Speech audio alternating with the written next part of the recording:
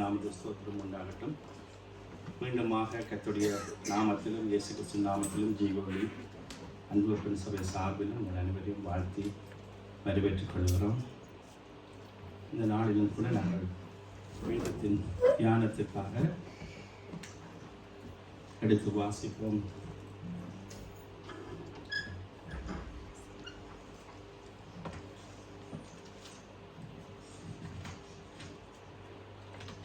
பிரசங்கி புத்தகம் 12ஆம் அதிகாரம் 1ஆம் வசனம்.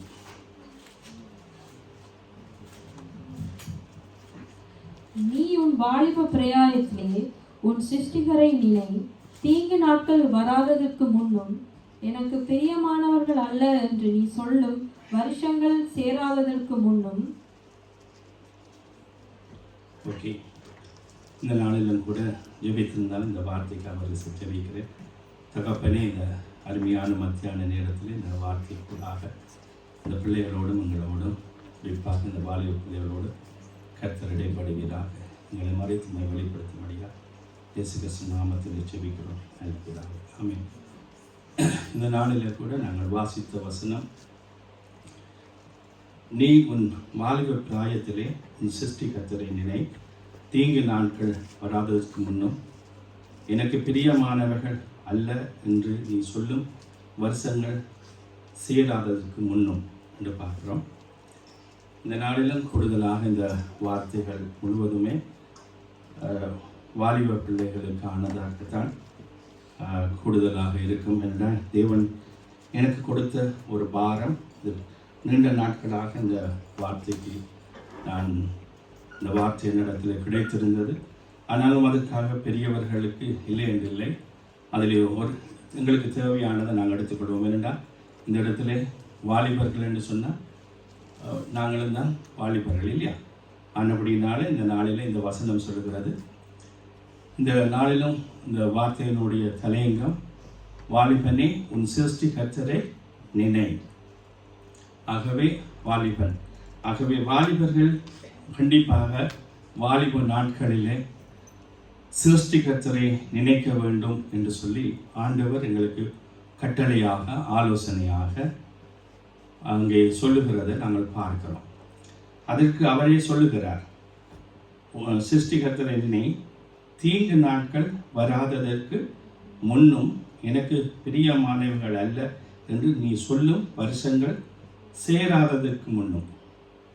தீங்கு நாட்கள் வராததற்கு முன்னும் என்று சொல்லி, என்றால் வாலிப பிராயத்திலே கர்த்தர் சிருஷ்டி கர்த்தரை நாங்கள் நினைப்போமானால் தீங்கு நாட்கள் அங்கே வருவதை அங்கே தேவன் தடை பண்ணுகிறவராயிருக்கிறார். அல்லது தீங்குக்குள்ளே எங்களை நடத்தாமல் அந்த பாதைகளை அங்கே செவ்வாய்ப்படுத்தி தேவன் முன் செல்லுகிறவராக இருக்கிறார். ஆகவே அதுக்காக தான் அவர் சொல்லுகிறார், ஒரு அங்கே தீங்கு நாட்கள் எங்களோட வாழ்க்கையில் தீங்கு நாட்கள், அது மட்டுமில்லை எனக்கு பிரியமானவர்கள் அல்ல என்று நீ சொல்லும் வருஷங்கள் அங்கே சேராததற்கு முன்னும். ஐயோ, நான் ஏன் இந்த காரியத்தை செய்தேன், ஏன் இப்படி நடந்தேன் என்று சொல்லி பின்னுக்கு நாங்கள் கவலைப்படுவதற்கு முன் நீ உன் சிருஷ்டி கர்த்தரை நினை என்று சொல்லி பார்க்கிறோம். ஏனென்று சொன்னால் எங்களுக்கு சுரேஷன் அடிக்கடி என்னோட சொல்லுவார், எனக்கும் உங்களுக்கும் ஒரு எங்களோட தாய் தகப்பனை குறைவாக சொல்லல, இப்படி ஒரு ஆண்டவரை குறித்து எங்களுக்கு போதிக்கிறது. ஏன்னா நீங்கள் யோசுவா புத்தகத்தில் பார்க்கலாம், உன் பிள்ளைகளுக்கு நீ கருத்தாய் போதி. ஸ்தோத்திரம். அவன் முதிர் வயதிலும் அதை விட்டுவிட மாட்டான். அப்போ எனக்கும் அப்படித்தான், சுரேஷனைக்கும் அப்படித்தான். நாங்கள் சும்மா டிஸ்கஸ் பண்ணிக்கொள்வோம். ஒரு நாள் சுரேஷனுக்கு இப்போ ஞாபகம் இருக்கும் எனக்கு தெரியா. அவர் சொன்னார், எனக்கும் உங்களுக்கும் இப்போ அந்த நேரத்தில் இப்போ நாங்கள் எங்களுடைய அப்பா அம்மாக்கள் ஆண்டவரை அறிந்து கொண்டு ஆண்டவரை பற்றி எங்களுக்கு சொல்லியிருப்பார்கள். ஆனால் நானும் நீங்களுடைய விசப்பா இருப்போம். பெம்பலா சொன்னாலும் அதில் நிறைய காரியம் இருக்கிறது. என்றால் அதே போல தான் இன்றைக்கு நானும் நீங்களும் எங்களோட பிள்ளைகளுக்கு கருத்தாய் போதிக்கணும். நான் 2006ஆம் ஆண்டிலிருந்து இந்த இடத்துல பாஸ்டரால் அனுமதிக்கப்பட்டு வார்த்தை கொடுக்குறேன். 2016 நினைக்கிறேன். அதிலிருந்து நான் கொடுத்து கொண்டிருக்கேன். ஆனால் ஒரு நாள் கூட நான் வாலிபருக்கான மெசேஜ் நான் எடுத்தது கிடையாது. நான் இடைக்கிட சின்ன பகுதி. ஆனால் இந்த பகுதி ஃபுல்லாகவே வாலிபர் காணொலியா பெரிய ஆட்கள் எங்களுக்கு இல்லை தானே நிறுத்தி ஆகிடாதுங்க. உங்களுக்கும் அதில் ஒரு 40 நிமிஷம்னு சொன்னால் கண்டிப்பாக ஒரு 15 நிமிஷம் உங்களுக்கு இருக்கும். ஆனபடியினால் என்னென்னா நாங்களும் கூட அதை பார்த்து நாங்கள் ஆண்டவரே இந்தளவு தூரம் எங்களுக்கு நடக்க உதவி செய்கிறீங்கன்னு சொல்லி நாங்கள் ஆண்டவருக்கு நாங்கள் ஏதாவது தவறு இருந்தால் நாங்களே திருத்திக் கொள்ள. ஏன்னா நானும் நீங்களும் வாலிபர்கள் தான். ஆனால் இந்த வாலிபத்திலே பார்க்கிறோம் அப்படியாக தீங்கு நாட்கள் வருவதற்கு முன்னே என்னென்னா நீங்கள் போயிட்டு ஜெயிலில் இருக்கிறவர்களை நீங்கள் பார்த்தீங்கன்னு சொன்னால் நான் பார்த்துருக்கேன். நானும் ஜெயிலில் இருந்திருக்கேன், 7 மாதம் இருந்திருக்கேன். ஜெயிலில் இருக்கிற ஆட்களை நீங்கள் பார்த்தீங்கன்னு சொன்னால் நாங்கள் வேறு காரியத்துக்காக இருந்தாங்க. தப்பு செய்தவங்க இருப்பாங்க. அவங்கள நீங்கள் கேட்டீங்கன்னா அவங்க சொல்லுவாங்க, ஐயோ ஒரு கொஞ்சம் நான் யோசிச்சிருந்தா நான் இதுக்குள்ளே வந்திருக்க மாட்டேன். எசக்கு பிசக்கு அடித்ததில் மறிச்சிட்டான். நான் தெரியாமல் அந்த இடத்தை விட்டு நான் வெளியில் போயிருந்தா இந்த தவறை நான் செஞ்சிருக்க மாட்டேன். அப்படி சொல்கிறத நான் பார்த்துருக்கேன். ஏன்னா நான் 7 மாதம் ஜெயிலில் இருந்தேன். அப்படி ஆட்கள் சொல்லுகிறத நான் பார்த்துருக்குறேன்.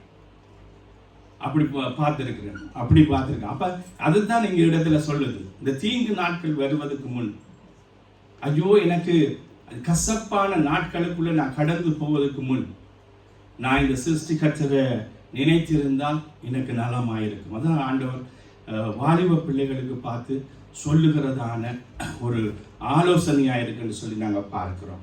அடுத்தது பார்ப்போம், இந்த வாலிபன் எப்படியாக நடக்க வேணும்னு சொல்லி ஆண்டவர் அதுக்கு ஆன காரியங்கள் எல்லாத்தையும் என்ன சொன்னால், வாலிப பிராயம் ஒரு முக்கியமான பிராயம், ஒரு அழகான பிராயம், ஒரு மிகவும் வேண்டத்தக்க பிராயம், எல்லாவற்றுக்கும் ஒரு அருமையான பிராயம். ஏன்னா பிசாசும் சின்ன பிள்ளைகளையோ வயசு போன ஆட்களையோ டச் பண்ணுறது குறைவு. இந்த வாலிப பிள்ளைகளை தான் டச் பண்ணுறேன். ஏன்னா வாலிபரை கொண்டு அநேக காரியங்களை செய்ய முடியும். நான் என்னுடைய மகளுக்கு பெயர் வைக்கும் கூட கிஷாண்டா, உங்களுக்கு என்னென்னு அர்த்தம் தெரியுமோ தெரியாது, என்னிடத்தில் நான் ஒரு பாஸ்வேர்டை எடுத்து தான் வச்சுன்னா கிஷின் குமார்னு சொன்னால் 2 நாளாகமத்தில் இருக்கிறது. அதில் என்னென்னா கர்த்தரின் வில் என்று கிடக்கு. நான் அந்த விருப்பத்தில் நான் ஒரு 60-70 பேர் எடுத்து எனக்கு அது பிடிச்சபடியினால் தான் அந்த பேரை நான் இந்த பிள்ளைக்கு நான் வைத்தேன். என்னென்னு சொன்னால் பிசாசும் பிள்ளைகளைத்தான், இந்த வாலிப பிள்ளைகளைத்தான் பயன்படுத்த நினைப்பது.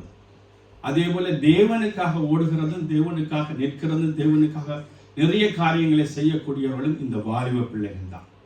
அந்த வாலிப பிராயத்தில் தான் நிறைய செய்யலாம். ஏன்னா முந்தி நாங்கள் ஓடின மாதிரி இப்போ எங்களால் ஓடவே இல்லாது. கோத்திரிக்கு போயிடுமா, அசன் போயிடுமா, ஆரணம் போயிடுமா, 2 மணித்தாலும் ஓடுறதே எல்லாருக்கும் நிறைய பேருக்கு கஷ்டம். கால் உடையுது, அது செய்யுது இது செய்யுது அப்படின்னு சொல்லி இரவில் நித்திரை வருது, ஓட முடியல, நிறைய காரியம். முந்தி ஜெர்மனில் இருந்திருப்பேன், நிறைய ஓடி இருப்பேன். நானும் அப்படி தான். இங்கேருந்து டூர் நாங்கள் இருந்த கம்பக் எங்கேனேக்க அதுலேருந்து 1000 கிலோமீட்டர் தனியாகவே பொடிகள் கேட்பாங்க, தாடான்னு கொடுக்க மாட்டோம். நான் அப்படி ஓடி இருக்கேன். நான் எங்கள் இடத்துல இந்த டூனம்பர்க்கு கிட்ட அதிலிருந்து எடுத்து கல்யாண வீட்டுக்கு போயிட்டு திரும்ப அங்கேருந்து வருவோம், தனியை கொண்டு வருவோம். நாங்களே கார் பெட்ரோல்கிட்ட கொடுக்க மாட்டோம், இடையில நிற்போம், ஆனால் கொடுக்க மாட்டோம். ஆனால் இப்போ எங்கே யார்கிட்ட கொடுப்போம் பண்ணி இருப்போம் சோதரம், அந்த அளவுக்கு நாங்கள் போயிட்டோம். ஆனால் இப்போ பார்க்குறோம், ஆண்டவர் சொல்லுகிற சங்கீதம் 119:9 வாசிங்க.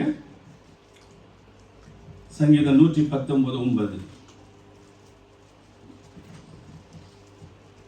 வாலிபன் தன் வழியை எதனால் சுத்தம் பண்ணுவான்? உமது வசனத்தின்படி தன்னை காத்து கொள்கிறதால் தானே. ஆமென். வாலிபன் தன் வழியை எதனால் சுத்தம் பண்ணுவான்?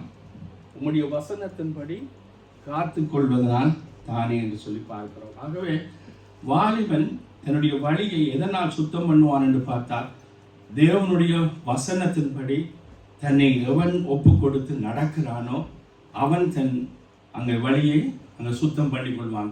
கர்த்தருக்கு பிரியமாய் நடக்கிறவனாக காணப்படுவான். அவனுக்குத்தான் அந்த தீங்கு வராது, இந்த விரும்பாத நாட்கள் தனக்கு வரவில்லை என்று சொல்லி அங்கே ஒரு வெற்றி உள்ள ஒரு வாழ்க்கை வாழ முடியும் என்று சொல்லி பார்க்கிறோம். ஆகவே தேவன் அதைத்தான் நாங்கள் எழுதி வச்சிருக்கோம். வாலிபன் தன் வழியை எதனால் சுத்தம் பண்ணுவான்? உம்முடைய வசனத்தின்படி தன்னை காத்து கொள்கிறதுனால் தானே என்று சொல்லி நாங்கள் பார்க்கிறோம். அது மட்டும் இல்லாமல் பிரசங்கி 11, 9, 10 வாசிச்சு பாருங்க. வாலிபனே, உன் இளமையிலே சந்தோஷப்படு. உன் வாலிப நாட்களிலே உன் இருதயம் உன்னை பூரிப்பாக்கட்டும். உன் நெஞ்சின் வழிகளும் உன் கண்ணின் காட்சிகளிலும் நட. ஆனாலும் இவைகள் எல்லாவற்றின் நிமித்தமும் தேவன் உன்னை நியாயத்திலே கொண்டு வந்து நிறுத்துவார் என்று அறி. நீ உன் இருதயத்திலிருந்து சஞ்சலத்தையும் உன் மாம்சத்திலிருந்து தீங்கை நீக்கி போடு. இளவயதும் வாலிபமும் மாயையே. ஆமென். பாருங்க, வாலிபனே உன் இளமையிலே சந்தோஷப்படு. உன் வாலிப நாட்களிலே உன் இருதயம் உன்னை பூரிப்பாக்கட்டும். உன் நெஞ்சின் வழிகளிலும் உன் கண்ணின் காட்சிகளிலும் நட. ஆனாலும் இவை எல்லாவற்றின் நிமித்தமும் தேவன் உன்னை நியாயத்திலே கொண்டு வந்து நிறுத்துவார் என்று அறி. நீ உன் இருதயத்திலிருந்து சஞ்சலத்தையும் உன் மாமிசத்திலிருந்து தீங்கையும் நீக்கி போடு. இளவயதும் வாலிபமும் மாயையே. பாருங்கள், அதில் சொல்லப்பட்டிருக்கிறத பார்க்கிறோம்.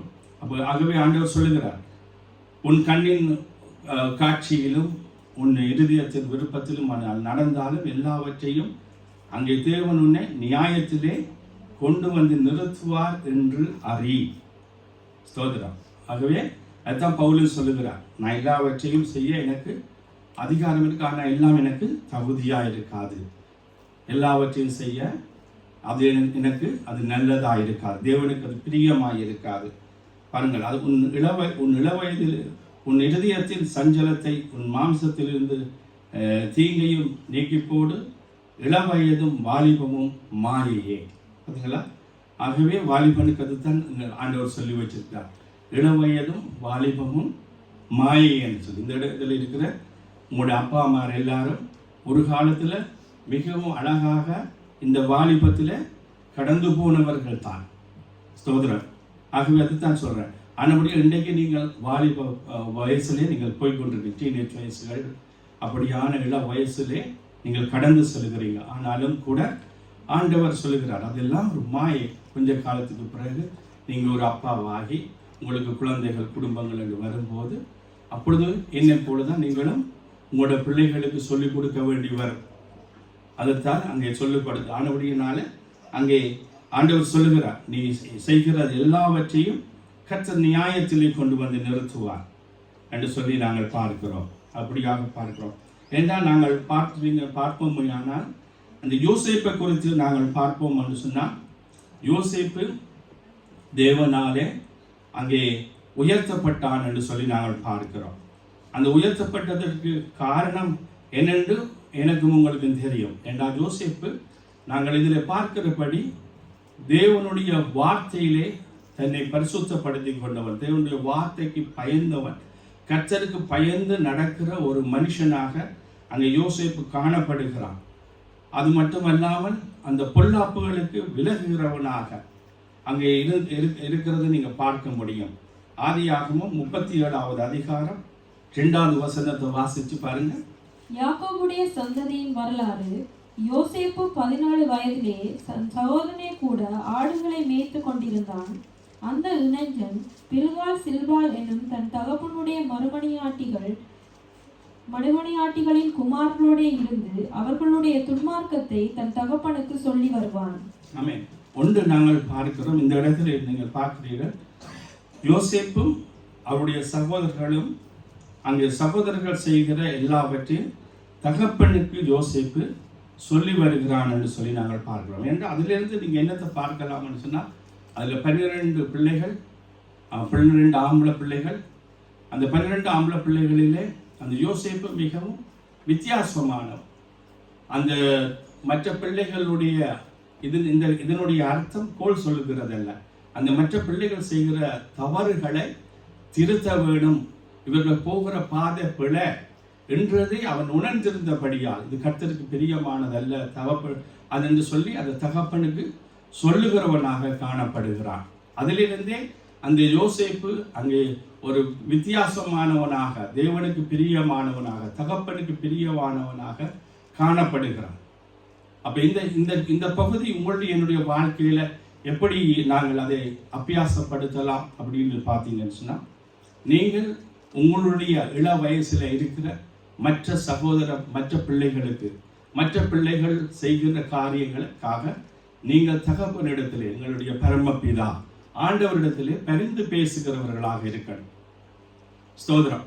ஒரு ஒரு ஒரு பிள்ளை ஒரு தவறு செய்தால், ஒரு காரியங்கள் செய்தால், அதை தேவனிடத்திலே நானும் நீங்களும் அவர்களுக்காக பரிந்து பேசுகிறவர்களாக நாங்கள் இருக்க வேண்டும் என்று சொல்லி நாங்கள் பார்க்கிறோம். அது முதலாவது அந்த யோசேப்புட்ட இருந்த ஒரு நல்ல காரியம். தன்னை அந்த வித்தியாசத்தை கண்டு கொண்டான் அவர்கள் செய்கிற தவறு. என்றால் இன்றைக்கு உங்களோட சேர்ந்த பிள்ளைகள், பள்ளிக்கூடத்தில் சரி இங்கே சரி சேர்ந்த பிள்ளைகள் உங்களை வழி விலக நடத்த வாய்ப்புகள் நிறையவே இருக்கிறது.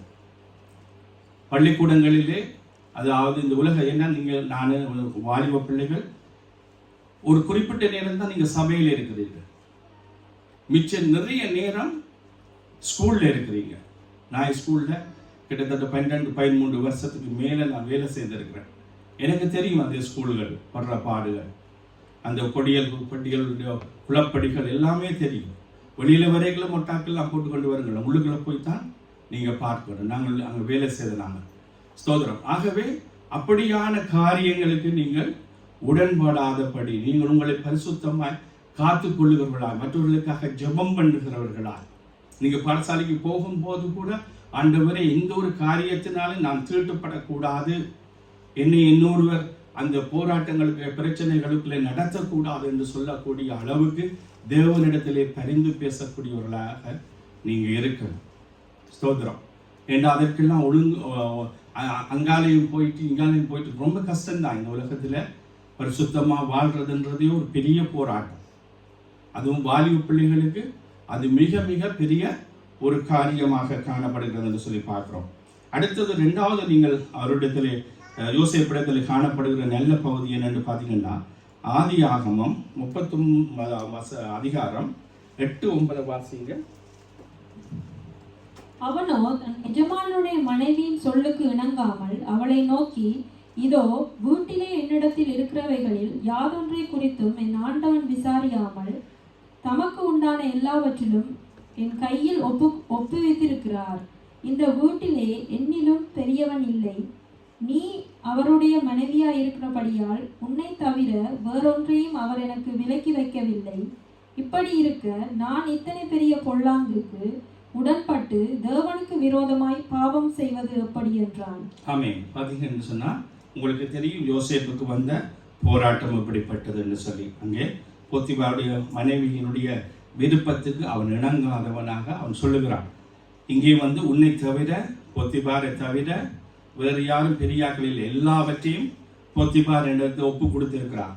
ஆனாலும் கூட நான் இந்த இப்படிப்பட்ட பொல்லாப்புக்கு நான் எப்படி உடன்படுவேன் என்று, இந்த வீட்டிலே எனிலும் பெரியவன் இல்லை, நீ அவருடைய மனைவியாயிருக்கிறபடியா உன்னை தவிர வேறொருவரையும் அவர் எனக்கு விலக்கி வைக்கவில்லை. இப்படி இருக்க நான் இந்த பெரிய பொல்லாங்குக்கு உடன்பட்டு தேவனுக்கு விரோதமாய் பாவம் செய்வது எப்படி? ஸ்தோத்திரம். பார்த்தீங்களா? ஆகவே அவனுக்கு யோசேப்புட்டு இருந்த மிகப்பெரிய நல்ல குணம் என்னன்னு சொன்னால், கர்த்தர் பார்க்கிறார், கர்த்தருக்கு விரோதமாக நான் எப்படி இந்த பொல்லாங்கை பாவத்தை நான் செய்வேன் என்று சொல்லி. ஆகவே அந்த கர்த்தர் பயம், கர்த்தருக்கு விரோதமாய் செய்யாதபடிக்கு அவன் தன்னை பரிசுத்தமாக காத்து கொண்டான் என்று சொல்லி நாங்கள் பார்க்கிறோம்.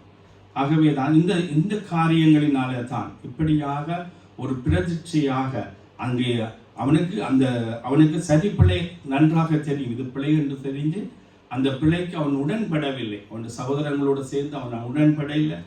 அதற்காக தகப்பனிடத்தில் பரிந்து பேசுகிறான். அது மட்டுமல்ல, தனக்கு அந்த சந்தர்ப்பங்கள் கிடைத்த போதெல்லாம் அந்த பாவத்தை விட்டு விலகி அந்த இடத்தை விட்டு ஓடினான் என்று சொல்லி பார்க்கிறோம்.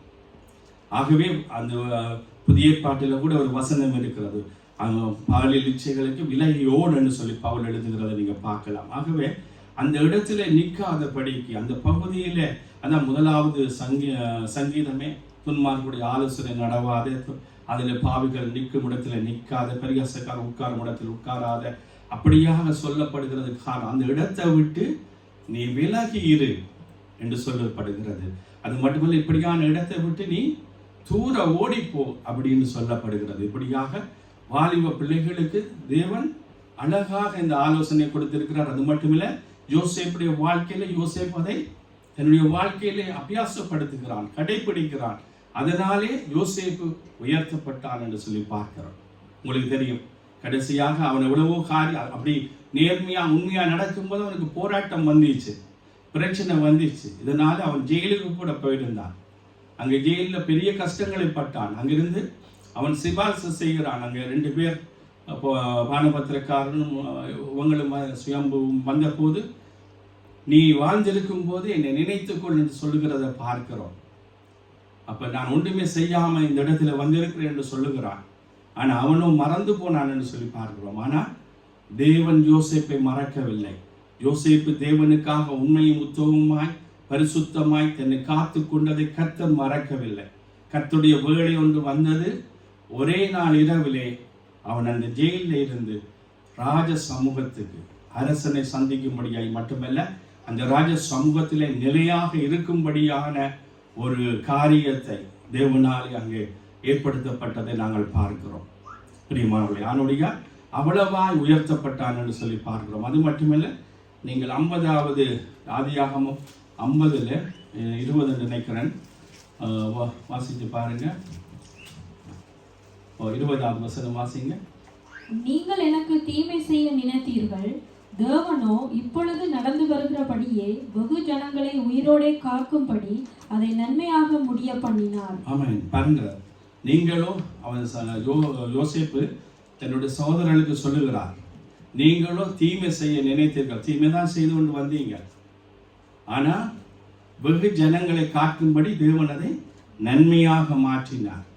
ஆகவே தேவன் இந்த இடத்தில் இருக்கிற ஒவ்வொரு வாலிப பிள்ளைகளையும் ஒரு நோக்கத்தோடு கொடுத்திருக்கிறார்.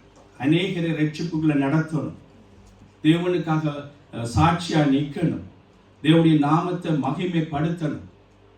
அதற்காகத்தான் உங்களையும் என்னையும், நீங்கள் எங்களோட பாஸ்டர்கிட்ட எனக்கு கிடைச்சது. இப்போ கூட ஸ்தோத்திரம், பாஸ்டர்கிட்ட எனக்கு பிடித்த ஒரு காரியம்.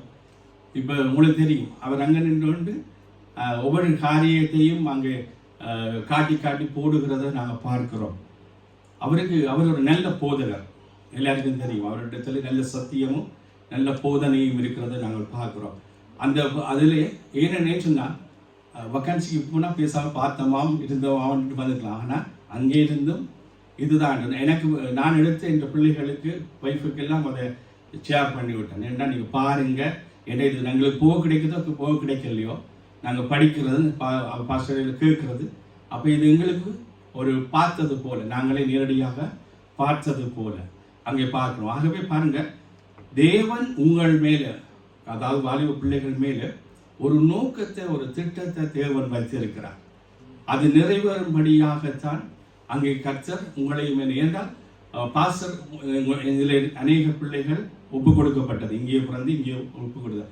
பாஸ்டர் கர்த்தரிடத்தில் ஒப்பு கொடுத்துட்டு தாயகப்பன்கிட்ட கொடுக்கும்போது எப்படி சொல்லிக் கொடுக்குறாருன்னா, கர்த்தருக்காக வளர்த்துரு. அதுதான் வேதத்தில், கர்த்தருக்காக வளர்த்துரு. ஆகவே கர்த்தருக்காக வளர்த்துருண்டா, கர்த்தர் உங்களுக்கும் எனக்கும் கொடுத்த பிள்ளைகள், அது கர்த்தருடைய பிள்ளைகள், கர்த்தருக்காக வளர்க்கும்படியாகத்தான் ஒவ்வொருத்தருடைய ஒரே ஆள்கிட்ட எல்லா பிள்ளையும் கொடுக்கலாம். அப்போ ஒரு ஆளுக்கு 3, ஒரு ஆளுக்கு 2, ஒரு ஆளுக்கு 4, ஒரு ஆளுக்கு 5, அப்படியாக அந்த பிள்ளைகளை கர்த்தருக்கென்று வளர்த்துடு என்று சொல்லி கொடுக்கப்படுகிறது. பிரியமானவர்களே, ஏன் கர்த்தர் தன்னுடைய சித்தத்தை அந்த பிள்ளைகளை கொண்டு என்ன செய்ய நினைக்கிறாரோ அது செய்து முடிக்கணும். யோசேப்புக்கு ஒரு சித்தம் இருந்துச்சு. அதை யோசேப்பு 50-20 சொல்றான், நடந்து வருகிறபடி அநேகரை ஜீவனோட காக்கும்படி என்னை இந்த எகிப்து தேசத்துக்கு கொண்டு வந்தார்.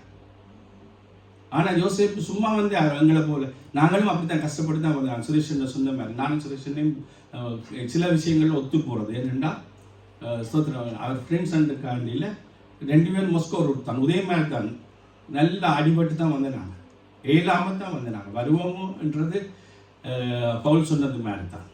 எங்களுக்கு அந்த இது இருக்கல, அங்கே இங்கே வந்த ஆட்கள் கிடையாது நாங்கள். அதே போல் தான். ஆனால் அப்படியாக நாங்கள் பார்க்கிறோம். அடுத்தது நாங்கள் பார்ப்போம்னு சொன்னால், இன்னும் ஒரு ஆளை நாங்கள் பார்ப்போம்னு சொன்னால், சிம்சோனை குறித்து நாங்கள் பார்க்கிறோம். நியாயாதிபதிகள் 14:3 வாசிங்க. அப்பொழுது அவன் தாயும் அவன் தகப்பனும் அவனை நோக்கி, நீ போய் விருத்த சேதனம் இல்லாத பெலிஸ்தரிடத்தில் ஒரு பெண்ணை கொள்ள வேண்டியது என்ன? உன் சகோதரரின் குமாரத்திகளிலும் எங்கள் ஜனமத்தியிலும் பெண்கள் இல்லையா என்றார்கள்.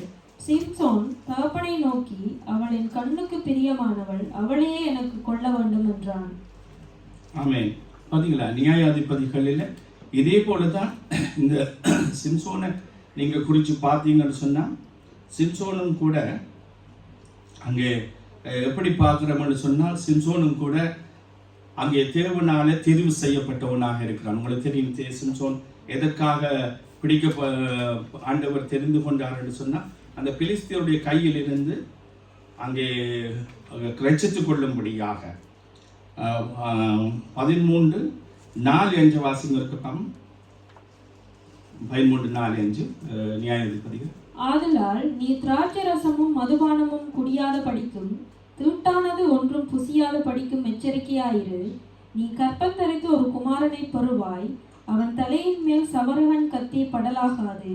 அந்த பிள்ளை பிறந்தது முதல் தேவனுக்கென்று நசரேயனாயிருப்பான். அவன் இஸ்ரவேலை பெரிசியரின் கைக்கு நீங்களாக்கி ரட்சிக்க தொடங்குவான் என்றார். பாத்தீங்களா? ஆகவே அதற்காகத்தான் சிம்சோன் தெரிவு செய்யப்படுகிறான். ஆனா இந்த சிம்சோன் செய்த காரியம் என்னென்று பார்த்தா, நாங்கள் பார்த்தபடி 14:3 சொல்லுகிறான். அப்பொழுது அவன் தாயும் அவன் தகப்பனும் அவனை நோக்கி, நீ போய் விருத்த சேதனம் இல்லாத பெலிஸ்தரிடத்தில் ஒரு பெண்ணை கொள்ள வேண்டியது என்ன? உன் சகோதரரின் குமாரத்திகளிலும் எங்கள் ஜனமனத்திலும் பெண்கள் இல்லையா என்றார்கள். சிம்சோன் தன் தகப்பனை நோக்கி, அவள் என் கண்ணுக்கு பிரியமானவள், அவளையே எனக்கு கொள்ள வேண்டும் என்றார். பாருங்க, என் கண்ணுக்கு பிரியமானவள் அப்படியா? அதாவது சிம்சோன் தான் நினைத்தபடி தன் விருப்பப்படி அழகா இருக்கு அப்படின்றதுக்காக அங்கே எடுக்கிறத நாங்கள் பார்க்கிறோம். ஆனால் சிம்சோனை நீங்க பார்த்தீங்கன்னா கடைசியாக வேடிக்கை பொருளாக்கப்பட்டான். சிம்சோனும் ஒரு நோக்கத்துக்காக படைக்கப்பட்டான். சிம்சோனும் கர்த்தர் ஒரு நோக்கத்தோட தெரிந்து கொண்டார். அங்கே தயாரிப்பண்ண சொல்லுகிறார், நீ மதுவா என்ன திராட்சரசமாயினும் தீட்டுப்படுத்தாம பார்த்துக்கோ, உனக்கு ஒரு பிள்ளை கிடைக்கும், அவனுக்கு சிம்சோன் என்று பெயரிடு, அவன் பெலிஸ்தரிடத்தில் இருந்து இஸ்ரவேலரை ரட்சிப்புகளை நடத்த போறான். அப்ப தேவன் அப்படியாகத்தான் ஒவ்வொரு குழந்தையையும் உங்களுக்கு மேலும் கொடுத்திருக்கிறார். ஒவ்வொரு குழந்தை மேலேயும் தேவன் ஒரு நோக்கம் திட்டம் வச்சிருக்கிறார், தன்னுடைய காரியத்துக்காகத்தான். ஆனால் அந்த பிள்ளைகள் தவறாக போகும்போது, தவறாக சூஸ் பண்ணும்போது, தவறான காரியங்களை செய்யும் போது தேவ திட்டம் மாற்றப்படுகிறத பார்க்கிறோம். ஒருத்தன் அதற்காக அவ்வளவாய் வைராக்கியமா பாராட்டின யோசேப்பு உயர்த்தப்பட்டார். தேவனுக்கு, அதாவது இயேசு கிறிஸ்துவுக்கு முன்னடையாளம் போல இன்றைக்கு சாட்சியாய் நிற்கிறார். ஆனா சிம்சோனை பார்த்தீங்கன்னா மாவரைக்கிறவனாக, பிலிஸ்தருக்கு வேடிக்கை பொருளாக்கப்பட்டவனாக, அவங்களெல்லாம் பார்த்து ரசிக்கிறதுக்கு 4 மணிக்கு டீ குடிச்சு கொண்டவங்களை போல 4 மணிக்கு சிப்ஸும் வடையும் சாப்பிட்டு கொண்டு அவனை மாவரைக்க விட்டு அவனை பேடி பண்ணி பார்த்தா என்ன நடந்துச்சு, எவ்வளவு பெரிய காரியங்கள் எல்லாம் செஞ்சான். ஆனால் இன்றைக்கு என்று சொல்லி, ஆனால் கடைசி நேரத்தில் அவர் அவனை நினைத்து கொண்டார், ஆண்டவர் நினைத்து கொண்டார். ஆனாலும் அவன் நசரேயனாக ஒப்பு கொடுக்கப்பட்டவன். இது ஏன் ரெண்டையும் நாங்கள் ஒப்பிட்டு பார்க்கிறோம்னு சொன்னால், வாலிபனே, உன் இளவயதிலே உன் சிருஷ்டிகர்த்தரை நினை, தீங்கு நாட்கள் வருவதற்கு முன்னே. எனக்கு தேவையில்லாதது என்ற வாழ்க்கையில் ஐயோ நான் அனுமதிக்கப்பட்டேன். என்ன உங்களுக்கு 2 பேருக்கும் பிள்ளைகள், இன்றைக்கு வாலிப பிள்ளைகளுக்கு தாய் தகப்பன் பெரிய இடைஞ்சல், கஷ்டம், நிறைய கஷ்டம். அதுவும் வெளிநாட்டு பிள்ளைகளுக்கு சோதரம். எங்கட நாடுகள் மாதிரி இல்லை. எங்கட நாட்டில் இதில் இருக்கிற அம்மா அப்பாவை கேட்டு பாருங்க, அவங்க எவ்வளோ கஷ்டப்பட்டதுக்குள்ள இங்கே வந்தாங்க. ஒரு சிலர் அங்கே இங்கே இறங்கிட்டீங்க, அவையில் விடுங்க. ஆனால் இதில் நிறைய பேர் கஷ்டப்பட்டு என்னை போல கஷ்டப்பட்டு வந்தவர்கள்னு நான் அறிவேன். நிறைய பேர். அது மட்டும் இல்லை, ஊரில் தான் நான் அடிக்கடி என்ற பிள்ளைகளுக்கு சொல்லுவேன், நான் எல்லாம் கண்டடி கிண்டி பட்டையில் தண்ணி வாத்து காலையெல்லாம் தோட்டத்துக்கு நின்று அதிலேயே குளிச்சுட்டு பள்ளிக்கூடம் போவோம்.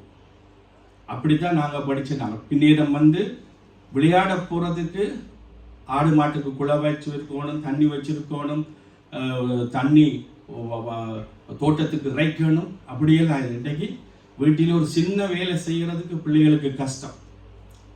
எல்லாமே சொல்ல முந்தி வேண்டி கொடுத்துருவாங்க. ஒரு அழிரப்பர் டைசன் வேண்டி கொடுப்பாங்க. எல்லா வீடும் அப்படித்தான். அப்போ அந்த மாதிரி யோசிச்சு பாருங்க. ஆனபடினால இந்த வாலிப பிள்ளைகளுக்கு ஆண்டவர் சொல்லுகிற காரியம் என்று சொல்லி நாங்கள் பார்க்குறோம். எங்களுக்கு டைம் காணாது அங்கே பார்க்குறோம். அதே போல் நீங்கள் ஏசாவுடைய பார்த்தீங்கன்னு சொன்னால் ஆதியாகமம் 26, 34, 35. ஆதியாகமம். ஏசா 40 வயதான போது ஏத்தியனான பெரியோனின் குமாரத்தியாகிய யூதித்தையும் ஏத்தியனான ஏலானுடைய குமாரத்தியாகிய பஸ்மாத்தையும் விவாகம் பண்ணினான். அவர்கள் ஈசாக்குக்கும் ரெபெக்காளுக்கும் மனநோவாய் இருந்தார்கள். ஆமென். நான் சுருக்கமா சொல்லி முடிக்கிறேன். என்ன கொஞ்சம் 10 நிமிஷம் தான் கிடக்கு. இதுல பாத்தீங்கன்னு சொன்னா ஏசா, யாக்கோபு. இந்த யாக்கோபை குறித்து பார்த்தீங்கன்னு சொன்னா, இந்த யாக்கோபை அம்மா அப்பா சொல்றாங்க, லாபான் இடத்துல மாமன் அந்த இடத்துல நீ போய் உனக்கு ஏற்ற துணையை தெரிஞ்சுக்கோ அப்படின்னு சொல்லுறாங்க. ஆனா யாக்கோபு ஏசாவை நீங்க பார்த்தீங்கன்னு சொன்னா தான் இஷ்டத்துக்கு அவர் இஷ்டத்துக்கு தான் செய்வார். அவருடைய வாழ்க்கையை குறித்து உங்களுக்கு தெரியும்.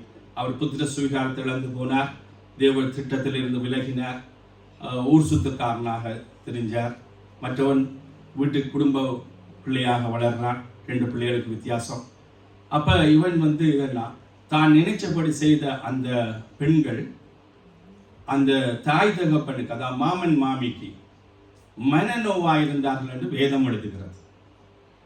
பிள்ளைகளே, அதுதான் நீங்க நினைத்தபடி உங்களோட வாழ்க்கையை தேவ திட்டத்துக்கு இல்லாம, தேவ சித்தத்துக்கு இல்லாம, தாய் தகப்பனோட சேர்ந்து நீங்க ஒரு காரியத்தை செய்வீங்க என்று சொன்னா அது உங்க அம்மா அப்பாவை வேதனைப்படுத்தலாம் முடியும்.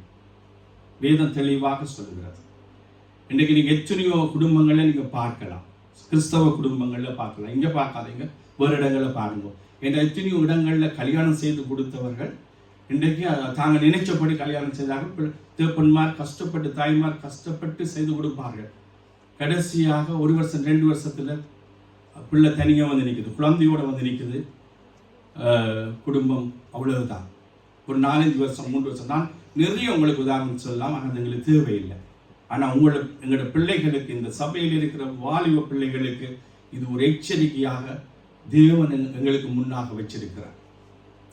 இது என்றால் இது இன்றைக்கு கண்டிப்பாக அடித்து சொல்ல வேண்டிய, பிள்ளைகளுக்கு நாங்கள் சொல்லிக் கொடுக்க வேண்டிய முக்கியமான காரியம். எங்களுடைய அம்மா அப்பா உங்களை எவ்வளவாய் பெற்று வளர்த்து எவ்வளவோ கஷ்டப்பட்டு உங்களை வழி நடத்தினவர்கள் உங்களுடைய ஏற்ற துணியில் நீங்கள் நல்லா இருக்கணும் என்று சொல்லித்தான் பிள்ளைகள். ஏனென்றால் மத்தேயு சுவிசேஷத்தில் நீங்கள் பார்த்தீங்கன்னு சொன்னால், மத்தேயு சுவிசேஷத்தில் ஆண்டவர் என்ன சொல்லுகிறார் என்று பார்த்தீங்கன்னு சொன்னால், அங்கே சொல்லுகிறார், பொல்லாதவர்களாகிய நீங்கள் உங்கள் பிள்ளைகளுக்கு நல்ல ஈவை கொடுக்கும் போது. அப்ப ஆண்டவர் சொல்றார், தகங்களை பார்த்து, தகப்பன் தாயை பார்த்து, நீங்கள் பொல்லாதவர்களாக இருந்தாலும் உங்க பிள்ளைக்கு நல்ல ஈவை கொடுக்குறீங்க. இது ஆண்டவரே சொல்றார். அப்ப இன்றைக்கு வாலிப பிள்ளைகளுக்கு என்ன தெரிகிறது இல்லைன்னா, அம்மா அப்பா சரியில்லை, அம்மா அப்பாவுக்கு தெரியாது. ஏன்னா அவங்களுக்கு இன்டர்நெட் தெரியாது, உங்கள்கிட்ட என்னென்னோ எல்லாம் வச்சிருக்காங்க, அது வாயிலே வராது, மண்ணாங்கட்டியம். அந்த கட்டியெல்லாம் தெரியும் பிள்ளைகளுக்கு. அதுக்குள்ள விட்டா இதுக்குள்ள வருங்கள் எல்லாம் தெரியும். ஆனா ஸ்தோத்திரம், அதில் என்ன நினைக்கிறேன்னு சொன்னால், அம்மா அப்பா எங்களுக்கு நல்லதை தர தெரியாம இருக்குது அம்மா அப்பா. ஸ்தோத்திரம் ஸ்தோத்திரம். திருமணமானவர்கள் இதுகளுக்கு போட்டு பார்க்காதுங்க. நான் இப்போ பேசிக்கொண்டிருக்கிறது வாலிப பிள்ளைகளுக்கு. திருமணமானவர்களுக்கு 10 நிமிஷம் வாரேன், டைம் இன்னும் 10 நிமிஷம் தான் கிடைக்கும். 35க்கு நான் முடிக்கணும். என்ன 5 நிமிஷம் லேட்டாக தான் கிறிஸ்து தந்து 40. ஓகே, அப்போ யோசிச்சு பாருங்க. என்னென்றால் இது போகுவது பாச சொல்லுவார், டைம் கீப் பண்ண சொல்லி, அது முடிய விட்டு உங்களுக்கு இல்லையா சொல்கிறேங்க. ஸ்தோத்திரம். அப்போ ஆனபடியினால நாங்கள் பார்க்குறோம். இப்போ இங்கே பாருங்க, மத்தேயு 15:4 வாசிங்க, சுருக்கமாக முடிக்கிறேன். உன் தகப்பனையும் உன் தாயையும் கணம் பண்ணுவாயாக என்றும், தகப்பனையாவது தாயையாவது நிந்திக்கிறவன் கொல்லப்பட வேண்டும் என்றும் தேவன் கற்பித்திருக்கிறாரே. ஆமென். பார்த்தீங்கன்னு சொன்னா, உன் தகப்பனையும் உன் தாயையும் கனம் பண்ணுவாயாக. இது ஒரு 5வது கற்பனை. 10 கட்டளைகளிலே 5வது கட்டளையாக காணப்படுகிறது. ஆகவே தகப்பனையும் தாயையும் கனம் பண்ண வேணும். இன்றைக்கு கொஞ்சம் உங்களுக்கு கஷ்டமாக தான் இருக்கும். வாலிப பிள்ளைகளுக்கு இந்த பகுதிகள் எல்லாம் கொஞ்சம் கஷ்டமாக தான் இருக்கும். ஆனால் உங்களோட ஆசீர்வாதத்துக்காகத்தான் கர்த்தர் இதை எழுதி வச்சிருக்கிறார். பார்ப்போம். உங்களுடைய ஆசீர்வாதத்துக்காக, உங்களோட ஆசீர்வாதம், இதில் இருக்கிற ஒவ்வொருவருடைய ஆசீர்வாதம் ஆற்ற கையில் இருக்குன்னு சொன்னால் உங்களோட கையிலான் இருக்கு. என்னுடைய கையிலான் என்னுடைய ஆசீர்வாதம் இருக்கு. பிள்ளைகள் உங்களோட கையில் தான் உங்களுடைய ஆசீர்வாதம் இருக்கு. நீங்கள் எதை தெரிந்து கொள்றீங்களோ அதுதான். நீங்கள் எதை கர்த்தர் எங்களுக்கு முன்னாலே எல்லாத்தையும் வச்சிருக்கிறார். அப்போ அந்த நேரத்தில் ஆதாம் அவளுக்கு முன்னாலே அத்தான் வச்சார். நன்மை தீமை அறிகிற கனி, அந்த கனி இந்த கனி எல்லா கனியும் வச்சார். உனக்கு என்ன கனியும் அதை புசிச்சுக்கோ. அவங்க புசித்த கனி அவ்வளவு கனி இருக்கோ, தேவையில்லாத கனி புசிச்சு பாருங்க. அதே போல தான் இன்றைக்கு நாங்கள் குறைச்சாங்கள் இல்லை. அப்போ பார்க்குறோம். ஆகவே இதை பார்க்குறோம். அடுத்த வசனம் வாசிப்போம். நீதிமொழிகள் 1ஆம் அதிகாரம் 8-9. நீதிமொழிகள்.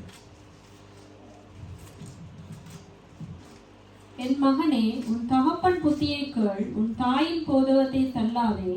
அவைகள் உன் சிரசுக்கு அலங்காரமான முடியும், உன் கழுத்துக்கு சரப்பணியுமாயிருக்கும். ஆமென்.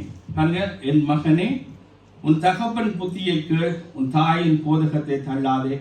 அவைகள் உன் சிரசுக்கு அலங்காரமான முடியும், உன் கழுத்துக்கு சரப்பணியுமாய் இருக்கும். எங்கட ஊர்ல இதை சொல்லுவாங்க. தாயில் சிறந்த ஒரு கோயிலும் இல்லை, தந்த சொல் மிக்க மந்திரம் இல்லை. இவங்க இங்கிருந்தா எடுத்து அதை சொல்லியிருக்காங்க, எங்களுக்கு அப்ப தெரியாது. இப்ப இங்க நீதிமொழியில வாசிக்க வருது காரியம்.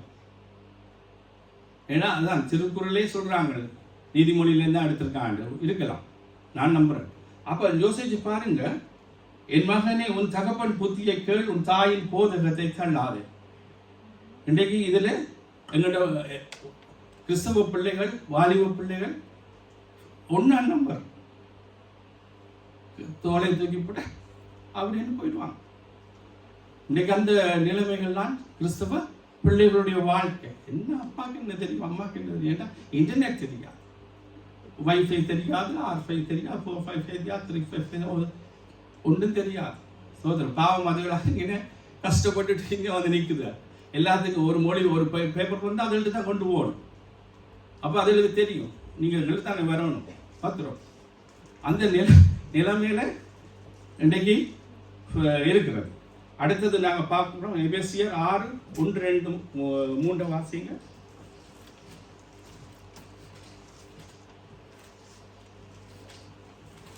பிள்ளைகளே, உங்கள் பெற்றாருக்கு கர்த்தருக்குள் கீழ்ப்படியுங்கள், இது நியாயம்.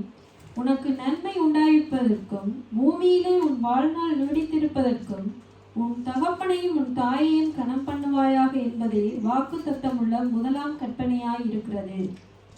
ஆமென். பாருங்க, உன் தகப்பனையும் உன் தாயையும் கனம் பண்ணுவாயா என்பது அங்கே உன் ஆயுசு நாட்கள் நீடித்திருக்க உன் தகப்பனையும் உன் தாயையும் கனம் பண்ணு அப்படின்னு பார்க்கிறோம். ஆகவே நீங்கள் நீடிய காலம் சமாதானமாய் நல்லா வாழணும்னு சொன்னால் உங்கள் தாய் தகப்பனை நீங்கள் கனம் பண்ணணும், அவர்களை மதிக்கணும். அது ஆண்டவருடைய காரியமாக இருக்குன்னு சொல்லி நாங்கள் பார்க்கிறோம் பிரியமானவர்களை. ஏனென்றால் எனக்கு நிறைய கதைக்க டைம் இல்லை. நீதிமொழிகள் 20:20 வாசிச்சு பாருங்க. நீதிமொழிகள் 20:20. தன் தகப்பனையும் தன் தாயையும் தூஷிக்கிறவனுடைய தீபம் காரிருளில் அணைந்து போ. ஆமென். பாருங்க, தன் தகப்பனையும் தன் தாயையும் தூஷிக்கிறவனுடைய தீபம் காரிருளில் அணைந்து போவோம். ஏற்கனவே இருள், காரிருள், அதில் ஒரு சின்ன தீபம் இருந்து கொண்டிருக்கும், அது கூட இல்லாமல் போகும். அப்போ நீ இருட்டுக்குள்ள உன்னுடைய வாழ்க்கை இருளா போயிடும் அப்படின்னு சொல்லி தெளிவாக ஆண்டவர் எழுதி வச்சிருக்கிறார். உன் தகப்பனை உன் தாயே கனமன். இது இந்த இடத்துல இனி இப்போ முடிவுக்கு நாங்கள் வர்ற நேரம் இதில் நாங்கள் பெரியார்களுக்கும் சேரும். எனக்கு இன்னும் அம்மா இருக்கு, இதில் அநேகருக்கு அம்மா அப்பா இருப்பினும் கூட நான் நினைக்கிறேன், ஒரு ஆளாவது இருக்கணும் இல்லையா? அப்போ நாங்களும் கூட ஆரம்பத்தில் நான் ரட்சிக்கப்பட்ட காலங்களில் நானும் இந்த காரியத்தில் நிறைய பிளவிட்டு இருக்கேன். காரணம் என்னன்னு சொன்னால், என்னுடைய தகப்பனார் என்னுடைய தாயார் ஆண்டவரை ஏற்றுக்கொள்ள கொஞ்சம் சம்மதம் இல்லாத ஆட்கள், கஷ்டப்பட்ட ஆட்கள் அந்த விஷயத்தில். அப்போ நான் அவர்களோட போராடுகிறேன், இதோட கதைக்கிறது இல்லை, அவர்களை போட்டு அப்படி இப்படி இதுன்றது. ஏன்னா அப்படியெல்லாம் நினைத்து பார்க்க. ஆனால் ஒரு குறிப்பிட்ட காலங்களிலே ஒரு இடத்துல இந்த செய்திகளை நான் பார்த்த போது நான் செய்கிறது தான் தவறு என்பதை நான் அறிந்து கொண்டேன். அது மட்டுமில்லை, அது எப்போ எனக்கு விளங்கிச்சுன்னு சொன்னால், இதெல்லாம் எனக்கு கிறிஸ்தவத்துக்கு, அதாவது நான் பிள்ளைகளை பெறும் முன்னம், திருமணமாக முன்னம், அதற்கு முன்னதாக அதுக்கு பின்பதாக பார்க்கும்போது தான் எனக்கு அது விளங்கிச்சு. ஸ்தோத்திரம். இப்போ நான் இந்த வாலிப பிள்ளைகளை சொல்கிறேன், ஒரு நேரம் இந்த பிரசங்கம் உங்களுக்கு ஞாபகம் இருந்தால், நீங்கள் குழந்தைகளை பெற்று நீங்கள் அப்பாவை அம்மாவை வரும்போது நீங்கள் நினைத்துக் கொள்வீர்கள், தாய் தகப்பனுடைய தியாகம் என்ன, கஷ்டம் என்ன, நிலைமை என்ன, அவங்க எவ்வளவாய் கஷ்டப்பட்டாங்க என்றது அப்போ தெரியும். இப்போ குழந்தைகள் பெற்று வளர்க்கிற தாய் தகப்பனை கேட்டீங்கன்னா அந்த இளம்பட்டியலை கேட்டாலும் கூட சொல்லுவாங்க. வாலிப பிள்ளைகளை, அவங்களுக்கு வாலிப பிள்ளைகள் தான், ஆனால் அவங்க திருமணமாகி குழந்தைகளை பெற்று வளர்க்கிறவர்களை போயிட்டீங்கன்னா தெரியும் அப்பா என்ன ஸ்தானம் என்ன, அம்மா ஸ்தானம் என்னன்னு சொல்லி பார்க்குறோம். அடுத்தது நாங்கள் பார்க்குறோம் அங்கே நீதிமொழிகள் 30:17. நீதிமொழிகள் 30:17. தகப்பனை பரியாசம் பண்ணி தாயின் கட்டளை அசட்டை பண்ணுகிற கண்ணை நதியின் காகங்கள் பிடுங்கும், கழுகின் குஞ்சுகள் தின்னும். தகப்பனை பரியாசம் பண்ணி தாயின் கட்டளையை அசட்டை பண்ணுகிற கண்ணை நதியின் காகங்கள் பிடுங்கும், கழுகின் குஞ்சுகள் தின்னும். ஸ்தோத்திரம். இது கொஞ்சம் எச்சரிப்பாக கிடக்கு, கஷ்டமா இருக்கு. ஆனாலும் தேவன் அந்த அளவுக்கு எழுதி வச்சிருக்கிறார். ஏனென்றால் பிரியமான பிள்ளைகளே, இங்கே இருக்கிற பிள்ளைகளே, உங்களுக்கு முதலாவது கர்த்தர் என கர்த்தருக்குள் தாய் தகப்பனுக்கு கீழ்ப்படியுங்கள் என்று எழுதப்பட்டிருக்கு. ஆகவே ஃபர்ஸ்ட் உங்களுக்கு கர்த்தர், எல்லாருக்கும் ஃபர்ஸ்ட் கர்த்தர் தான் உங்களை படைத்து. என்ன அவரை போல யாரும் இல்லை. ஏன்? உங்களுக்காக ஜீவனை கொடுத்தார். எனக்காக தான் நினைக்கும் கிறிஸ்து பிரதர் ஏசாயாவில் தான் எடுத்தவர். அவர் எங்களுக்காகப்பட்ட பாடுகள், எங்களுக்காக கொடுத்த ஜீவன், எங்களுக்காக கொடுத்த சுகம், பலன் எல்லாம் ஃபர்ஸ்ட் அவர். ரெண்டாவது உங்களுக்கு பெஸ்டான உங்களோட அம்மா அப்பா, நல்ல நண்பனும் அவர் தான், நல்ல தாய், நல்ல தகப்பன், எல்லாமே உங்கள் அம்மா அப்பா தான். ஸ்தோத்திரம். நீங்கள் ஏன்னா இந்த பிள்ளைகள் நீங்கள் உண்டை மட்டும் சிந்திக்கணும், உங்களுடைய அம்மாவை அப்பாவை போல வேறு யாரும் இல்லை. கர்த்தருக்கு அடுத்தது ஃபர்ஸ்ட் கர்த்தர், ரெண்டாவது உங்களுடைய தாய் தகப்பன். ஸ்தோத்திரம். உங்களுக்கு அப்படி ஒரு இது இருக்குமானா நீங்கள் அதை இன்றைக்கு இல்லாமல் பண்ணிடுங்க. அதாவது தாய் தகப்பனை குறித்து ஒரு தவறான ஒரு படம் உங்களிடத்திலே இருதயத்தில் இருக்கும். ஆனால் நீங்கள் அதை எடுத்து போடுங்கள். என்னன்னு சொன்னால், அவர்கள் உங்களுக்காக செய்த தியாகத்துக்கு சமனாக நீங்கள் எதையுமே செய்ய போறதில்லை உங்களோட வாழ்நாள். நீங்க ஆகமிஞ்சினா கடைசி நேரத்தில் கொஞ்சம் சாப்பாட்டை கொடுத்து கேட்கலாம், போகலாம், அதெல்லாம். ஆனால் அவர்கள் உங்களுக்காக செய்தது, அதே போல நீங்கள் கூட பிள்ளைகளுக்காக செய்கிறத உங்களோட பிள்ளைகள் அந்த கடன் அளிக்கவே முடியாது. இப்ப கர்த்தர் எங்களுக்காக உங்களுக்காக செய்ததை நாங்கள் திருப்பி செய்ய முடியுமா? செய்ய முடியாது. அவர் ஜீவனை கொடுத்தார். அதே போலதான் உங்களுடைய தகப்பன் தாய் இருக்கிறார்கள் என்று சொல்லி நாங்கள் பார்க்கிறோம். அடுத்தது நாங்கள் வாசிப்போம் ஆதியாகமம் 9:22-23.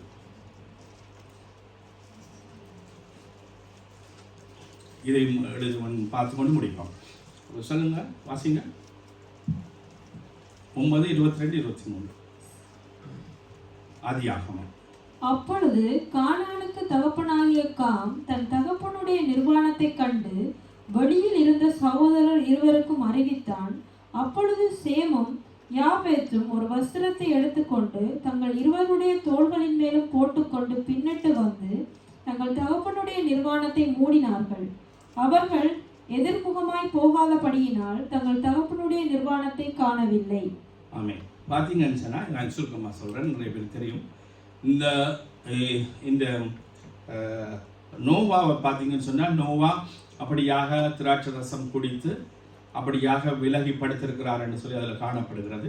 அதில் ஒரு சகோதரன் கானான், அவன் என்ன செய்கிறான் என்று சொன்னால், அதை மற்ற சகோதரர்களுக்கு அறிவிக்கிறான்.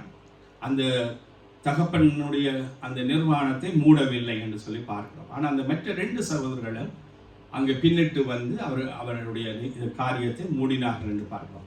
இதனால அந்த மூடாதவன் சபிக்கப்பட்டவனாகவும் இந்த ரெண்டு மற்ற சகோதரர்கள் 2 பேரும் ஆசீர்வதிக்கப்பட்டவர்களாகவும் காணப்படுகிறார்கள்.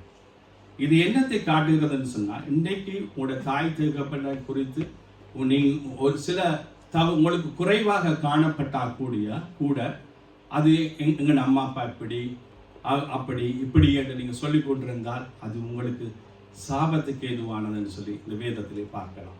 ஆனால் அதையே நீங்கள் மறைத்து அதுக்காக நீங்கள் தேவனிடத்தில் பரிந்து பேசி தேவன் அந்த காரியத்தை நீங்கள் மூடினீங்கன்னு சொன்னால் நீங்கள் ஆசீர்வதிக்கப்பட்டிருந்தீங்க. இதை விவரிக்க எனக்கு டைம் காணாது. இது கூட அங்கே எழுதப்பட்டிருக்கு. ஏன்னா இன்னைக்கு எல்லாரும் சொல்லுவார்கள், என்னுடைய அம்மா அப்பா சரியில்லை, அவர் அப்படி செய்கிறார் இப்படி செய்கிறார், எங்களோட விருப்பத்துக்கு ஒத்துவாரதில்லை காரியங்கள். அதுதான் பிள்ளைகள் சொல்லுகிற பெரிய காரியம். அவர்களை தங்களோட பாட்டுக்கு தங்களோட விருப்பத்துக்கு விட வேணும் என்றதுதான் பிள்ளைகளுடைய விருப்பமாக இருக்குது. அதுவும் வாலிப பிள்ளைகள் கூடுதலாக அப்படித்தான். வாலிப பிள்ளைகள் நாங்கள் அந்த வாலிபத்தில் இருந்துதான் நாங்கள் நாங்கள் என்னடாப்பா அப்படி சொல்லி ஸ்தோத்திரம். நான் எல்லாம் எங்கள் வீட்டுக்கு எங்கள் அம்மா அப்பாவுடைய அந்த கொண்டோலில் யோசிக்கணும், நான் ஏன் இங்கே வந்து பிறந்தேன் ஸ்தோத்திரம். அப்படியெல்லாம் யோசிப்பேன். ஏன்னா என் வட்டுப்படியெல்லாம் மதவில் இருப்பாங்க. நான் இருந்தால் பிரச்சனை யாரும் போய் சொல்லி போடுவாங்க, அவங்களோட மகன் மதவில் இருக்காங்க ஸ்தோத்திரம். வேற ஆட்டுக்கு போட்ட கிழுவ தடிகளால் நடக்குது ஸ்தோத்திரம். அப்படியெல்லாம் நினைத்த காலம். ஆகவே ஆனவடியினால நாங்கள் பார்க்கிறோம். கடைசியாக முடிப்போம் இந்த வசனத்தை வாசித்து. 1 நீதிமொழிகள் 1, 25, 26, 27, 28, 29, 30 வாசிங்க. இதுதான் கடைசி. நீதிமொழிகள் 1 முதலாம் அதிகாரம் 25 வாசிங்க. என் ஆலோசனை எல்லாம் நீங்கள் தள்ளி என் கடிந்து கொள்ளுதலை வருத்தீர்கள். ஆகையால் நானும் உங்கள் ஆபத்து காலத்தில் நகைத்து நீங்கள் பயப்படும் காரியம் வரும்போது ஆகடீகம் பண்ணுவேன். நீங்கள் பயப்படும் காரியம் புசல் போல் வரும்போது, ஆபத்து சூறாவளி போல் உங்களுக்கு நேரிடும் போதும், நெருக்கமும் இடுக்கணும் உங்கள் மேல் வரும்போதும் ஆகடீகம் பண்ணுவேன். அப்பொழுது அவர்கள் என்னை நோக்கி கூப்பிடுவார்கள், நான் மறு உத்தரவு கொடுக்க மாட்டேன். அவர்கள் அதிகாலையிலே என்னை தேடுவார்கள், என்னை காண மாட்டார்கள். அவர்கள் அறிவை வெறுத்தார்கள், கர்த்தருக்கு பயப்படுதலே தெரிந்து கொள்ளாமல் போனார்கள்.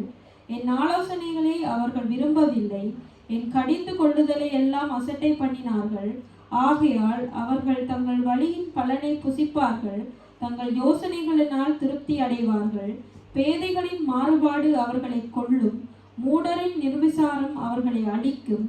எனக்கு செவி கொடுக்கிறவன் எவனோ அவன் விக்கிரமன்றி வாசம் பண்ணி ஆபத்துக்கு பயப்படாமல் அமைதியாய் இருப்பான். ஆமென். இதில் அவர் என்ன சொல்லுகிறார்னா, என் ஆலோசனைகள் எல்லாம் நீங்கள் தள்ளி என் கடிந்து கொள்ளுதலை வெறுத்தீர்கள்.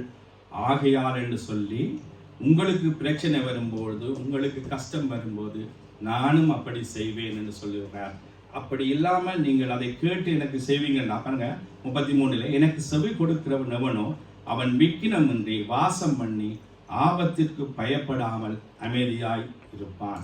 இதுதான் பிள்ளைகளே முடிவு. இதனால தான் ஆண்டவர் சொல்கிறார், தீங்கு நாட்கள் வருவதற்கு முன்னே, இந்த நாட்கள் இந்த வருஷங்கள் எனக்கு வருவதற்கு முன்னம் உன் சிருஷ்டி கர்த்தரை நினை என்று ஆண்டவர் சொல்கிறார். எழுந்திருந்து நாங்கள் ஒப்பு கொடுத்து செபிப்போம். கண்களை மூடி ஒரு விசை எல்லாரும் எழுந்திருந்து